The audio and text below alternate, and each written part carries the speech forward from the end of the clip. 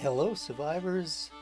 Hi family and friends, this is Roy from Bootsy Sweetheart's Guide to Life and Other Disappointing Experiences with a question for you. This is a pouch, this is a purse, and this is a pocket. They're all zippered. What do they have in common? They're all basically the same.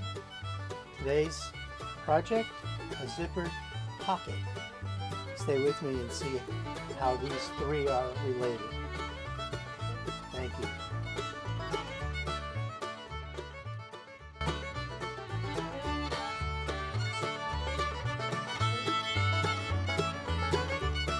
A while back, I posted a video on how to make a simple pouch and install a zipper. And this is similar to what we've done. The seams inside are unfinished, but it does have a zipper, and it has a lot of uses. You know, we seem to be addicted to pouches. They grab your eye if there's something in it that you remember. You make them out of different fabrics that can be customized. They're great. They can be upscaled a little bit. Here's a purse, a wristlet, with a dangle and nice fabric, fully lined. Seams are hidden. Here's one I'm currently working on. A little more glitzy. I love the fabric. Has a zipper. I'm working on the beaded handle, and it has a zipper pull. So they can be made really elegant as you want. Put jewels on it and embellish it. But what I'm interested in today is a pocket kind of pouch. And this was given to us on a cruise. And it has two pockets in it. This is a pouch with two pockets. But I want you to notice that it's offset from the top. The zipper is not on the top. This is this one is the first one. This one is another pouch that could really be used as a pocket, but it's, again, resets down from the top, so the zipper is not on the top, and the cord goes through the top to make a shoulder bag. But today I'm more interested in putting the zipper in and how to form that pocket. Here's you see the difference here. It's still the same, rather. This is all the same. This is a pocket in my backpack that I carry around with me. And what I like about it, this is from an old shirt. Can you see the buttonhole? What I like about it is it's not really attached to the bag in the middle, so it has a lot of expansion. I want to show you how we've done that. Very, very simple. The basic pouch video, I'll put the link in the description. This is my this is my COVID going out somewhere outfit. Problem is I don't go anywhere. Well, just to necessary appointments. So let's get started. I'll show you how easy this is. So what do we need for this? It's very easy. We need 4 pieces of fabric, 2 lining and 2 outside fabric. In this case, this fabric is directional, so we don't want our house upside down, so we have to pay attention to that. Normally, what I've been doing is placing the zipper at the top, so the both both pieces can be the same, all 4 pieces. And a zipper that's longer. There's my Long Island, New York accent, longer. A zipper that's wider than the fabric. For this project, we have, again, 4 pieces, 2 lining and 2 outside fashion fabric for the body of it. Again, this is directional, so we have to make sure that we remember this is the top of the bag. And for this project, one is 8 by 8 and one is 8 by 10, because when we sew these together, I lost a piece. Where is it? Oh, it's right here. What's going to happen is we need to drop the zipper down a little bit. So let me use this as an example. It's about 1.5 inches. You see how it's going to end up? It's about 1.5 inches long. I made this 2 inches taller than the front pouch, the front part of it, because we can cut the bottom off. I'm not a big fan of having it exact, because you're always going to trim. Even if you're making a quilt, you trim. I suggest also that you iron, maybe starch it. Starching helps a lot. This is starched as well. So the first thing I'm going to do is take the lining of both front and back, front of the pouch, back of the pouch. I'm going to sew the top right side to right side with a 1/4 inch seam allowance. That's the first step. So I have my lead piece of fabric so I don't get a bird's nest underneath. I have this great little guide that I've had for years and years. I think it was my mom's, and I have it on the line that's 1/4 inch, and it helps me guide this jalopy. Now again, I'm double checking that I have the right orientation. This is the top. Make sure the edges are together, and here we go.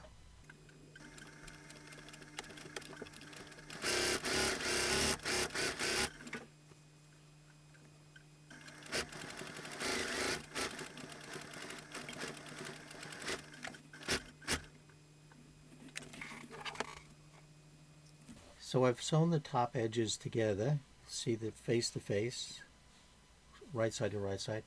And now you can see one of Bootsy's bloopers. And this is why precision to me comes later on when we're straightening and squaring. I discovered that I had the press-a-foot pressure down too hard, too strong. I was sewing some upholstery fabric prior, and I guess I forgot to change it back. And what happens is it pulled the bottom, I don't know if you can see it, it pulled this layer of fabric tighter than the top layer and caused these little puckers. But it also caused like a 1/16, 1/18 of an inch difference in the top. So always check your press of foot. If you can adjust it, make sure it's adjusted for the fabric that you're using. The difference will be fixed when we square it up and straighten it up. Oh, I'm getting all these beards. Anyway, the most important part of sewing garments, and to me, this is my opinion, quilts and whatnot, is the pressing. You want to make sure everything is pressed, and you'll see now my puckers are gone, and it shortened this little mistake by a little bit, but not enough to it's not enough to make this project one I gotta rip out. So anyway, so I'm pressing this seam. I don't think it matters whether you press to the lining.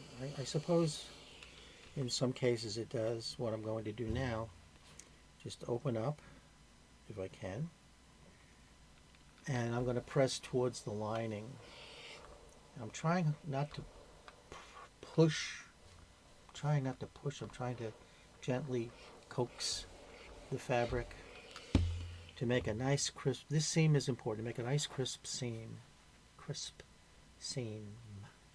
Now folding this back, this is really the only part where you have to really be precise if you want a bag that's going to look reasonably well. Now I'm lining up the edges before I press the seam in the other direction. Okay, I want to make sure that there's very little difference. You see it, I've compensated for a lot of the pulling of the presser foot already. So here, this is done. Now double check this. You want this as crisp as you can get. And here I even used some more start. This is sizing, spray sizing, just to keep this edge sharp and keep the fabric controlled. I'll do the other one.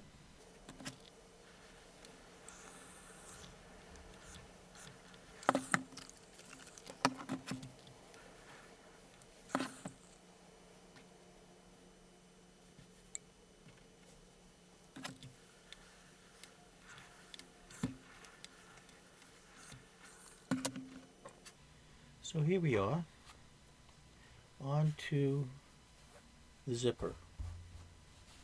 Installing the zipper is really easy. I'm going to do it in two ways here. Now what I've done already is marked where I want the fabric to begin and end. Put little marks. I don't know if you can see the marks on the, it's erasable, the marks on the zipper. The first side, now remember it's going to have to go this way. That's why you want to adjust the top. You want to mark the top. So it's going to look like it's upside down, but when you fold it over, it'll come out right sides out. So I could pin this, right? I could pin this right here along the edge, but instead I'm going to use a glue stick. Let me get that out. I'm going to just, between these two lines that I marked, try not to get it on the teeth of the zipper. You don't want the zipper glued shut. So I'm putting a line of just regular stick glue. This will, if you do wash the bag, this will wash out. Otherwise it'll just stay in. It does not gum up your needle, which I think is wonderful. Now I'm matching up where I put that line, and I'm coming off the zipper just a smidge so it's not caught in the teeth, and I'm going to glue this down and hold it until it's basted down. This is instead of pinning, and it's much more accurate in my mind. I think it works out really well. And then I'll take it to the machine, and I'm going to top stitch this right along here. Okay, let me take my little doohickey here away. This is magnetic, by the way. I forgot to mention that. It sticks with a magnet. You can get them still. They've been around a long time. Just an easy guide. Now, I'll put my little sacrificial piece in here.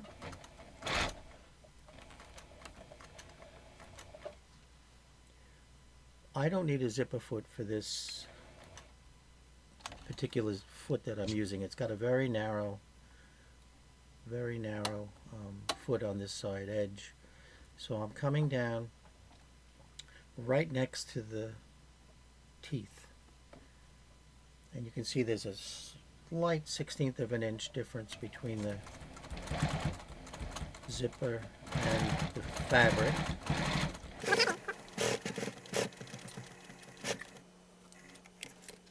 So one side of the zipper is in. Some of the questions that were asked were about how to put the zipper in, and this is the easiest way. A lot of zippers, the zipper is sandwiched in between the fashion fabric, the top fabric, and the lining. This is not. So the seams, the side seams and bottom seams will be exposed and not enclosed. This is the quickest and easiest way. And you can see most of the raw edge is caught in the seam. So that's going to prevent some fraying. Now on the other side, what I did, just to show you another example, is to use some basting tape. It's double stick with a paper top on it. Now the hardest part, of course, as anyone who's used this product knows, is getting the paper off the tape. But it's, once you get the tape free, it comes right off. This is a washable one again, so it'll dissolve. And here are the two edges. This is one of the other important places to pay attention and not be imperfect, as I say, not be imperfect. I want to line these up and make sure it's as square as it can be, because it'll create less waste in the end. And I always, if I'm making a bag a specific size, I always err on the side of extra and not worry about having to cut and waste a little bit of fabric. It's better to waste a little than to have a bag you got to start from scratch. And this is very nice. No pinning. Pinning, in my opinion, can tend to distort something like this if you're not careful. Now we're going to go to the machine and sew up this piece.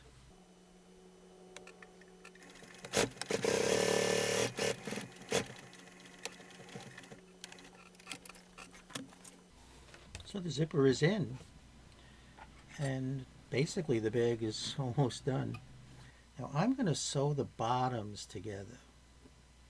It may seem a little odd, but let me do that.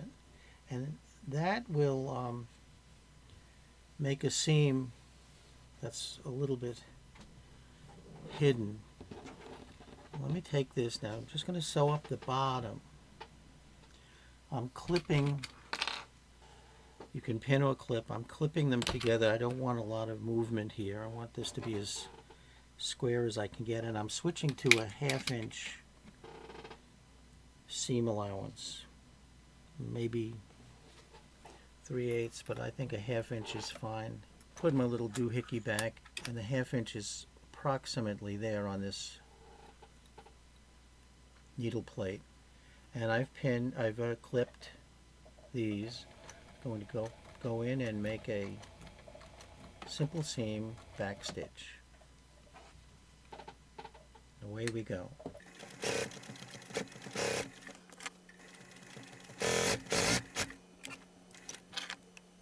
So the bottom seam is now sewn, and I'm going to pink the bottom seam with pinking shears, just to reduce some of the bulk. I have to find somebody to sharpen another pair that I have. They're really bigger and easier to use than these little ones, especially when you got, now we have 4 layers of fabric. When you put 4 layers of fabric, pinking shears are tough to cut through, unless they're a little more professional than these guys, although these are excellent, been around a long time. And to reduce the bulk there, I'm just going to turn this right side out. I have a tube here, see? Turn this right side out. See how fast this is going? I just want you to see this before I do any more. Let you see what this looks like. Okay, can you see how, because we have one side bigger than the other, taller than the other, the zipper is automatically coming down. And here it's about 1 inch, which is perfect for what I need. There. Now I'm going to turn it, this was so you could see it. I'm going to press this and I'll be back.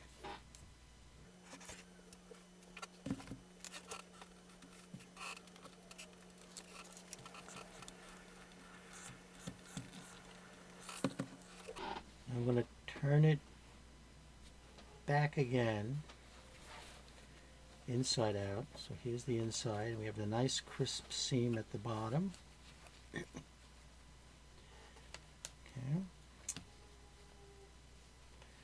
Now I want to make sure that we have, here's the bottom seam.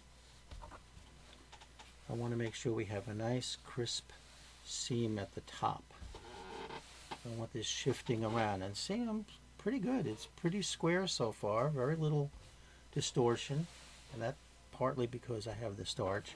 Now you see how this folded? Actually, let me turn it around so you can see. So this is the longer side. It goes around, the shorter side, it stops here, and the longer side picks it up there.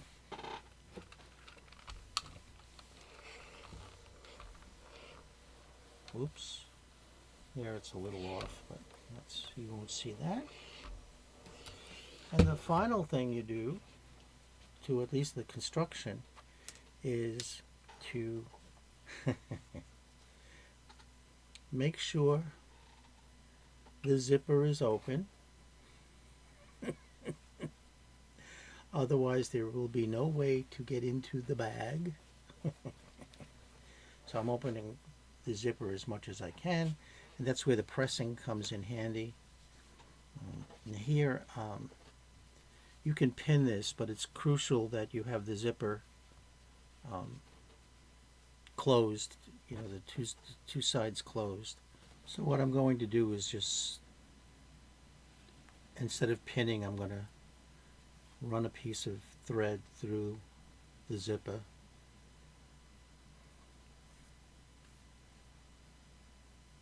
Keep it closed while I'm sewing the bag shut. You don't even have to tie a real strong knot. You just want to make sure that at this point where the stitching takes place, these teeth are close to each other or adjacent, so the zipper closes properly.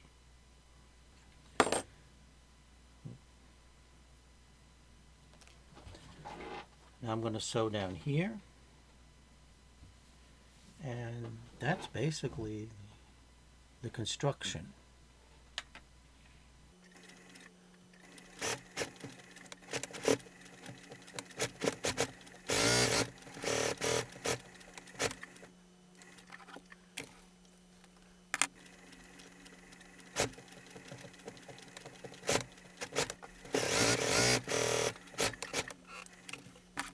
So that's it for putting the zipper in. I'm going to just get rid of my basting stitches for the zipper closed. Over here I back tacked, went back and forth 2 or 3 times just to make sure the zipper is secure and in the ends. Now here is the edge. Before I do anything, I'm going to trim it. I'm going to give it 1/4, 3/8, give or take. We're not done securing the seam yet, I don't think, so. And I'm cutting square right through the zipper.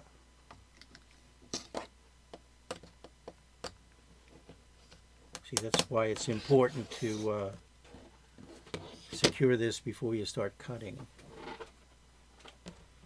And I'm going to do the same here on this side. Turn this over because the thing, there we go.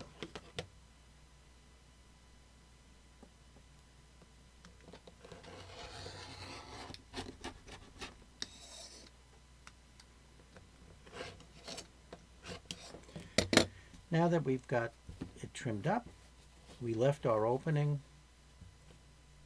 Okay. Turn it right side out.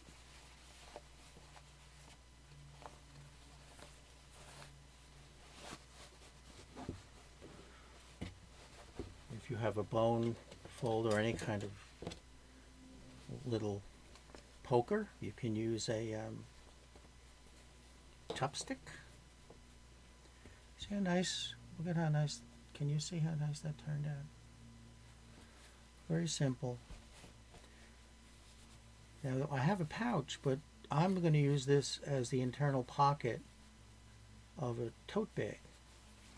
And because it's not going to be attached all the way around on the bag, it'll have a little more flexibility and a little more holding room to hold things. So now we have another corner up here. See, this is where the recess, or I don't know what else to call it, like this little corner has to come out. Okay. You see how that happened? Now I'll close the zipper so you get the full effect. Now, I'm going to have to press this again, and you can top stitch this here if you want. You can come down and top stitch the side and then hide the inside seams. See, the inside seams right now are raw. You can come back before you turn it right side out. You can serge or zigzag over the edge, or you can make a seam binding like I like to do, which I have on this one. It's regular. This is just an old-fashioned quilting seam binding that I made to hide the stitching and keep it from fraying. But this becomes very versatile. Now, let me show you why